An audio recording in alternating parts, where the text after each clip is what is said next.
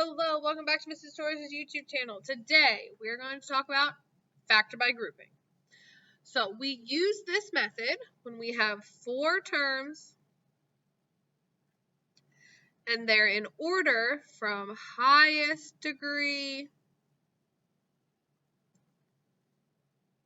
to lowest. So, really that just means the exponent. So, highest exponent to lowest exponent. Let's look at an example.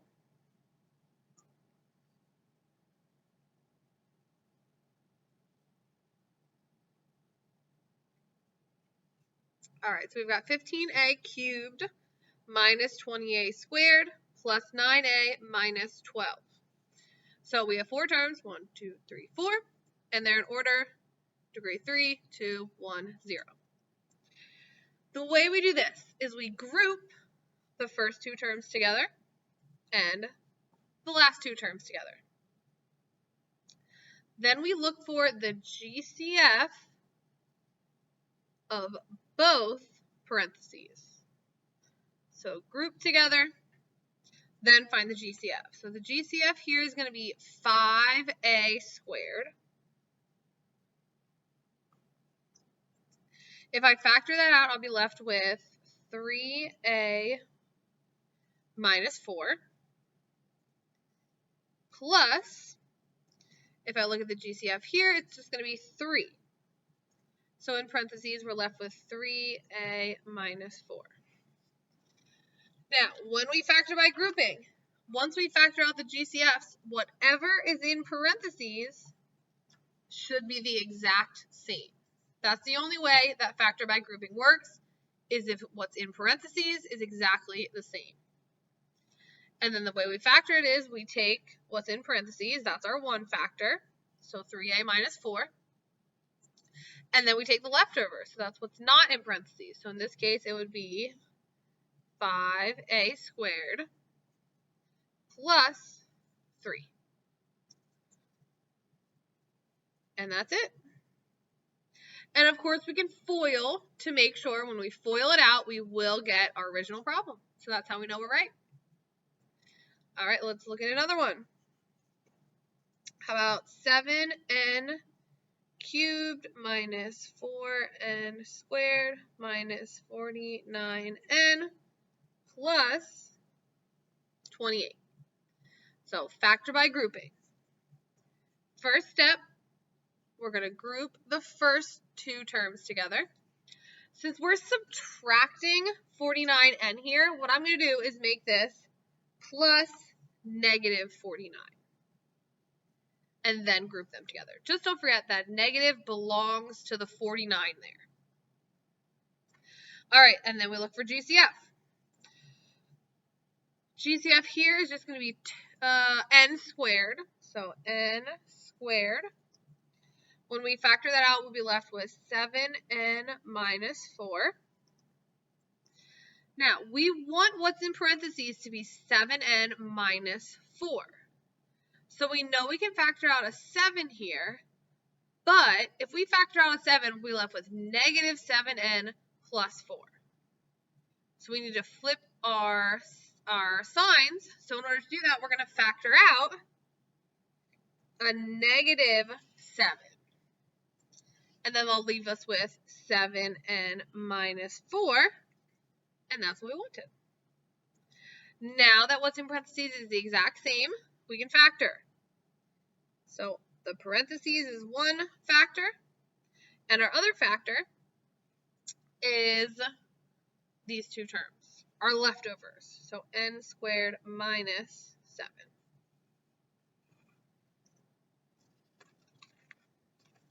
All right, there's one. Let's see if I can find it quickly. There's one more that I want to add to our notes. This one.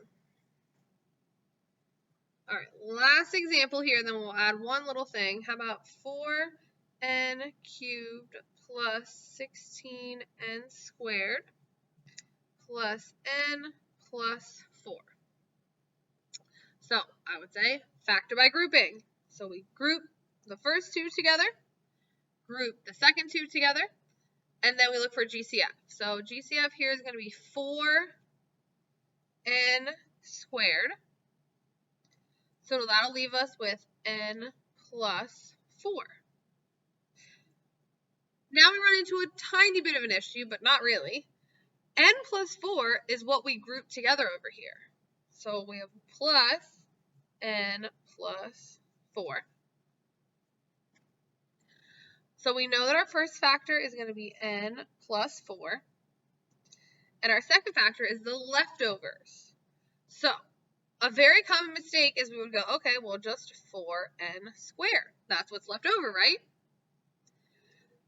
But if we would multiply this out, we would not get our original equation. Think about what number is really in front of the n plus 4. Well, there's a 1 there, right? We just don't write it because multiplying by 1 doesn't change anything. But it's really 4n squared plus 1. So we have that plus 1 there, and that makes it completely factored. All right, last thing that I want to show you is if I said find all solutions. Find all solutions. So when we were talking sum and difference of cubes, we were finding just the real solutions, right? So we found the real solutions, checked the discriminant. If there were no other real answers, we were done. But here we want all the solutions, real or imaginary. All right, how about this? X to the 4th minus 3x squared plus 2x squared plus 6x equals 0. So we see that we have 4 terms, so we're thinking factor by grouping. But when we factor, we always look for the GCF first. So I see that each of my terms has an x. So I'm going to factor that out first. So I'll be left with x cubed minus 3x squared plus 2x plus 6. Now I have something that I can factor by grouping. Don't forget that we have to drag this x along the way. X is one of our factors, and then we're going to find 2 more factors by factoring by grouping. So I have x, I group my first 2 terms, and then my second 2 terms. And then I look for GCFs. I'm just going to put a bracket here. So our GCF of our first 2 terms, that's going to be x squared. When we factor that out, we'll be left with x minus 3. So we're hoping when we factor this one, we'll be left with x. Sorry, make this plus. I wrote my problem wrong. Make this plus all the way down. This should be a plus, which makes that plus, which makes that plus. So we're looking for x plus 3 in our parentheses. So we look at our next 2 terms. Our GCF is going to be 2. When we factor that out, we'll be left with x plus 3. So we grouped, we looked for GCF, now we just have to factor. So we're still left with x on the outside, don't forget about that. Then we take what's in parentheses, so x plus 3, and then we take the leftovers, x squared plus 2. And all that equals 0.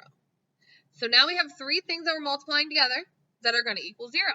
So we got to use 0 product property. So we take each of our 3 terms, set them equal to 0. So we've got x equals 0. Do we need to do any work to get x? Nope, already by itself. Before we continue, think about how many answers we're going to have. We have an x to the 4th to start here, which means we're going to have 4 answers. So there's 1. Next, we've got x plus 3 equals 0. To solve for x, we just subtract 3. So x equals negative 3. Lastly, we've got x squared plus 2 equals 0. Well, we can just subtract 2, right? We'll get x squared equals negative 2. Take the square root of both sides. That'll give us x equals plus or minus the square root of negative 2. But we can't leave a negative under our square root, right? So really we'll get plus or minus I root 2. So I have 2 real answers and 2 imaginary answers. But we're looking for all 4 answers. And that is it. Those are our 4 answers. All right, see you in the next video.